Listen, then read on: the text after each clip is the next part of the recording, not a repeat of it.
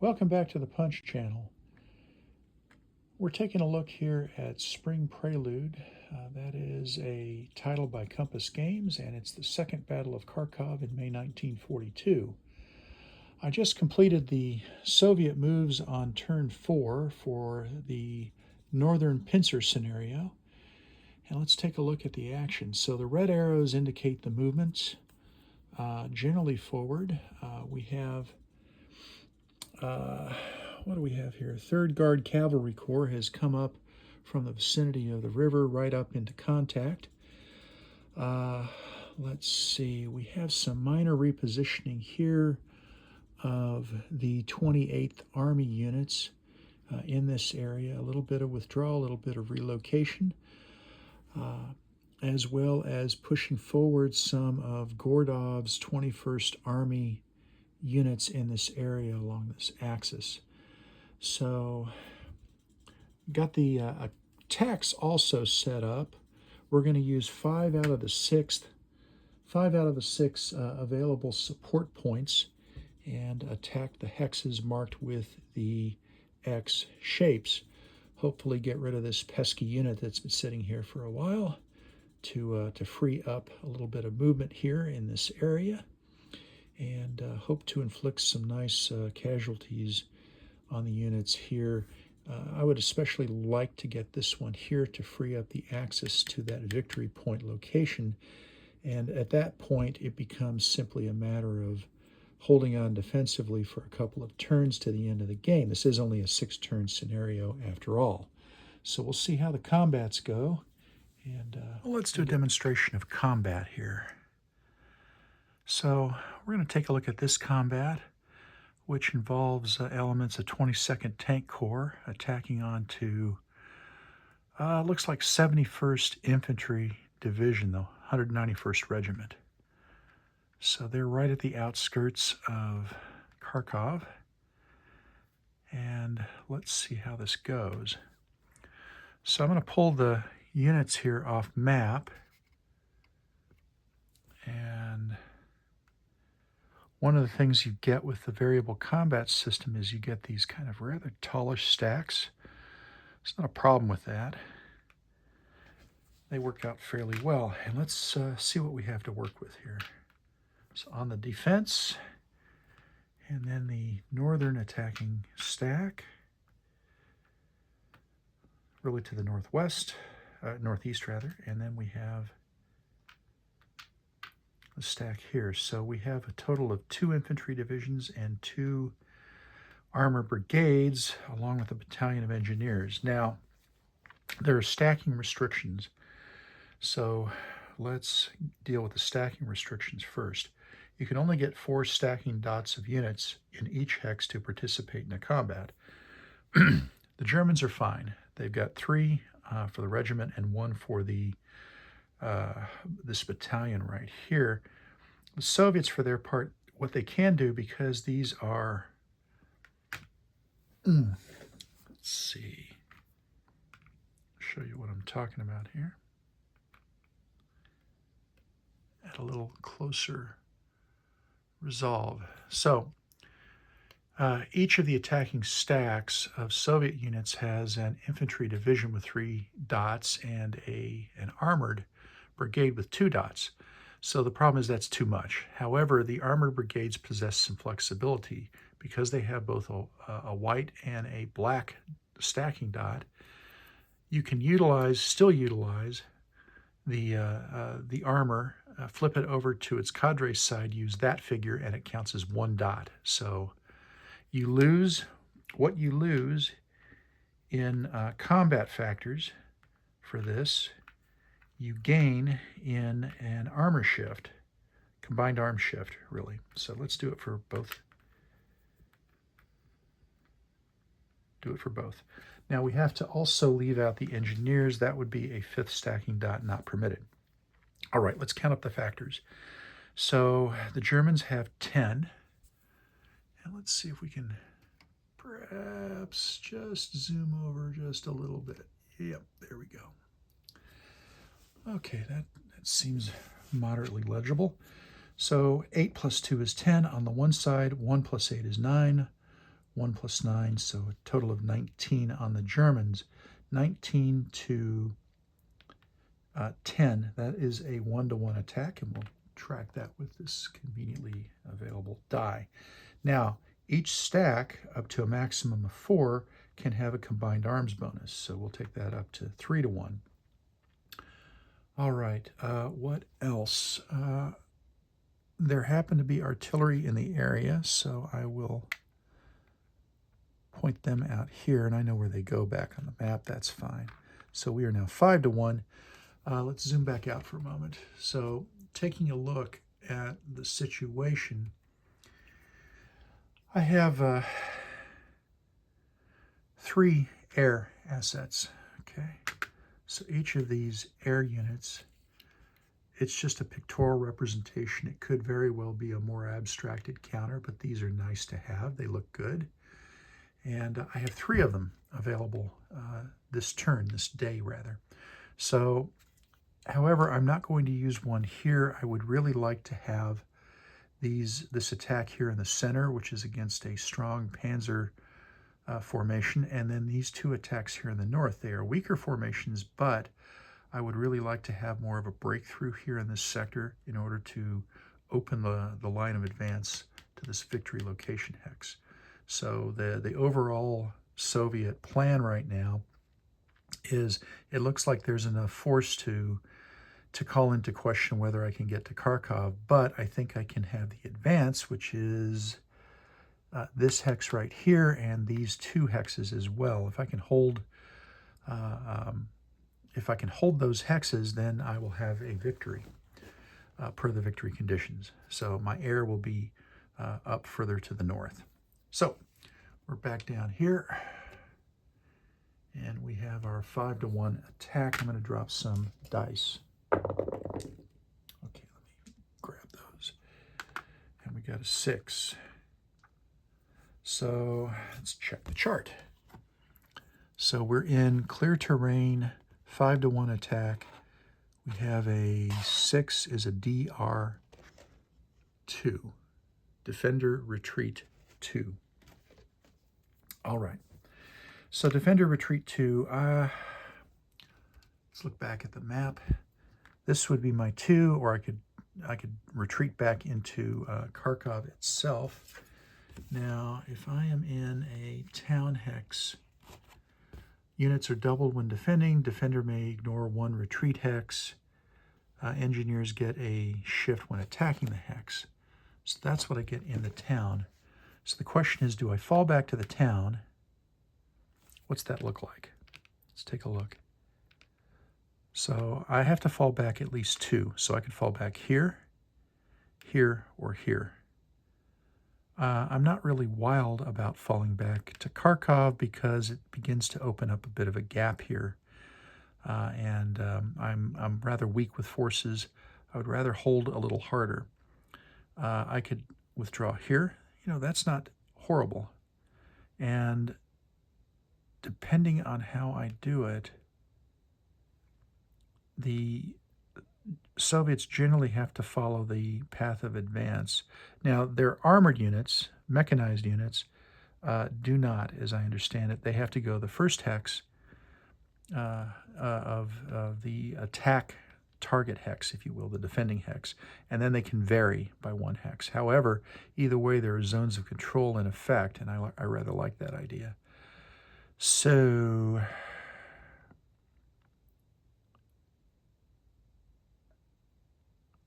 and these 2 hexes right here, I must maintain control of these 2 hexes.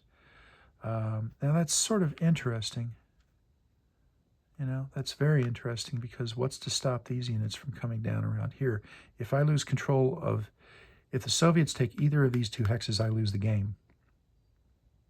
You know, that's, I've been aware of it and had been holding up here, but what's to stop these forces from coming down here? I suppose that if he started to move, let's play this out. So 1, 2, 3, 4, 5, right? 2 for the stream. That is a swollen stream. Okay. The extra shading on the outside, that makes that a swollen stream. Go figure. So with a swollen stream, can I even get across there? I see what it is. Okay.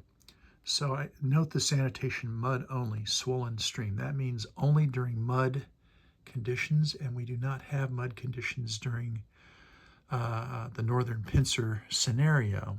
Okay, so just treat it as a stream. That is a non-mech unit. That's +1. So two points to do the Zoc disengagement and get away from the zone of control. 1 for the hex, 1 for the stream. 3. Or 1, 2, 3, 4, 5. And then 1, 2, 3, 4, win. Right? So that's interesting. And that gives me the dilemma here of, well, I have to come down and cover. I don't have any options on this. Now, Echo 522, Echo 522. Sorry, Echo 2522. So I will get an artillery unit showing up here. That's welcome. Yeah, it seems I'm going to have to pull some force off this line. This is, for all intents and purposes in the game, this is empty territory, just except in as much as it might threaten the outskirts of Kharkov. And I maintain supply through here anyway, through the south side, south edge of the map. So, but it does pull back some forces here. Yeah, okay. That's for the Soviet next turn. Just thinking out loud there. Okay, let's do some cleanup here. So the artillery was firing from this position. And I have decided that I will pull back 1, 2, allowing the Soviets to come up 1, 2. Let's restack our units. So these attacks go very quickly indeed. Now, there's nothing preventing me from pulling, as I understand it, from pulling off. Let's re-verify that rule.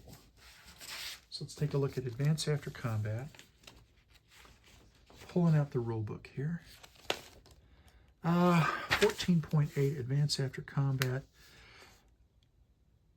Okay, mechanized and cavalry units ignore any EZOC coming from a single hex into the first hex of advance. So non-mechanized units must follow the path of retreat exactly and may only continue until entering an EZOC.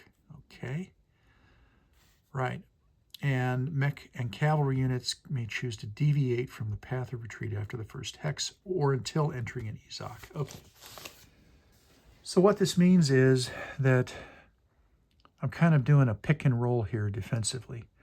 I can pull the armored units and allow them, oh, and that's a thing too. Victorious units move individually. Good to know. So I can fill up here. There's nothing preventing me from doing a fill. In fact, I think that's what I might do. It's not great, but so I'm going to come forward. Whoa. Okay, let's get these guys here. Here, little tweezer action here. And so we come forward into the defending hex, and the armor can go 1 hex further, which I proceed to do. And now I'm in a Zoc, which I cannot ignore. The infantry, the other infantry can do the same thing. So 6 stacking points, that's good. And the other armor can come in here. Now, do I come down here or up here? Relatively not that strong units. You know what? Now, this is going to leave a gap. I've got nobody on these units here. I've got no zone of control here. And I've got a big artillery park here. Okay. So I'm going to leave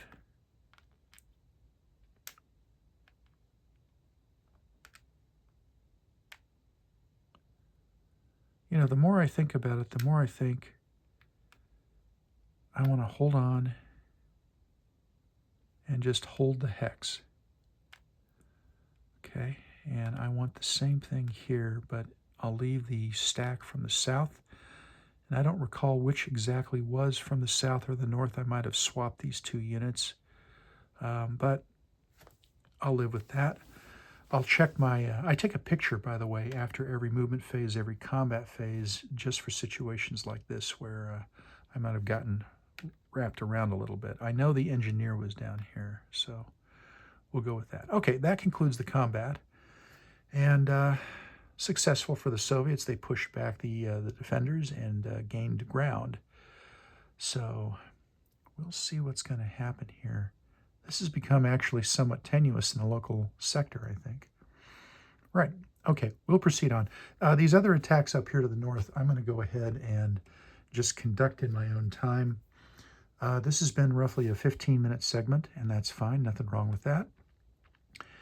And yeah, I think that'll work reasonably well. And we'll compare the amount of time it takes me to do these other 4 combats compared to the time that's been on screen, and I'll let you all know that. All right. Well, we're seeing the results of the remainder of the Soviet combats.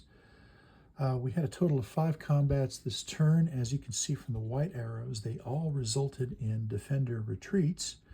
In fact, every single combat here, across different odds ratios, they all wound up with DR2, Defender Retreat 2 cases. This combat right here against this amazing artillery regiment wound up with a DR3. So being in a village in this hex, they were able to ignore one of the retreat hexes, and then they had a path of retreat that did not require them to enter a zone of control, so just coming straight back. And, you know, somebody over there is lucky. So DR2, DR2, DR2. The Germans in every case are just simply pulling back. They're not taking casualties. They are trading space. And that's what we've got. The odds were 9-1 here. The 5-1 that we already demonstrated earlier. I had a 3-1 here and a 7-1 with Soviet air in effect. So that was about it. The Germans did try and fly some air in support of this combat, and it didn't make the sortie. Got driven off through air combat, presumably. All right, and oh, the odds up here were a 1. They were a 1-2 of all things, and still 1-2, and I believe they still got driven off with a DR2 because they rolled 12. The one thing that could have resulted in that. So that's the results. Oh, I did want to comment on the timing. So the previous segment took about 15 minutes to shoot. All the other 4 combats took a grand total of 18 minutes. So these combats proceed fairly quickly. You can crank a turnout in this game at this scale, right? This is the Northern Pincer Scenario. It's the smallest scenario that's in the book. 6 turns, 1/2 of a map. Let's see if we can zoom out a wee bit. Yeah. 1/2 of a map. So I have the map folded in half here. And it plays very well. This is something that you could play. I mean, if you really wanted to crank it out, you could play it in an evening. Would go, I think, even a little faster opposed. But it's just 6 turns. So really quite an enjoyable scenario in the game. Okay. Right, and that is the end of that. I did not go over the Soviet movement in this case.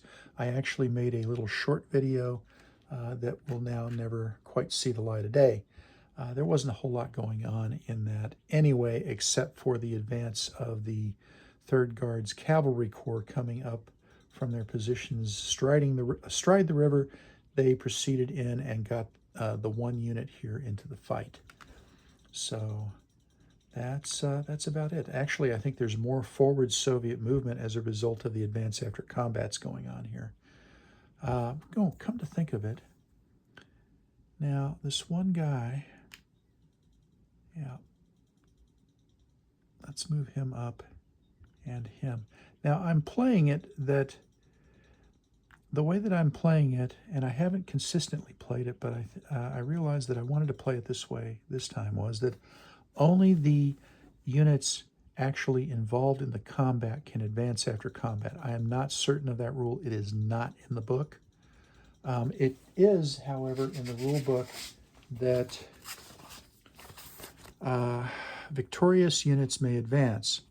They will always move individually. So I'm interpreting that to mean that only units involved in the actual combat may advance after combat. That seems reasonable. I might put the question to the game designer. Greg, if you're out there, in any event, having fun with the game, and I hope this video is giving you a good sense of how the game proceeds. I have the German turn coming up, and then turns 5 and 6, and we will see where we stand at the end of the game. Right now, there's still quite a bit of force here in the Kharkov area. The Germans have 2 panzer divisions, most of which has been uncommitted. Well, I mean, the one attack initially, and then or a couple of attacks initially, and so they should get in their move and combat phases, they should get back in the fight, and we'll see how that goes. All right, I hope you enjoyed the video, and we'll see you down the road.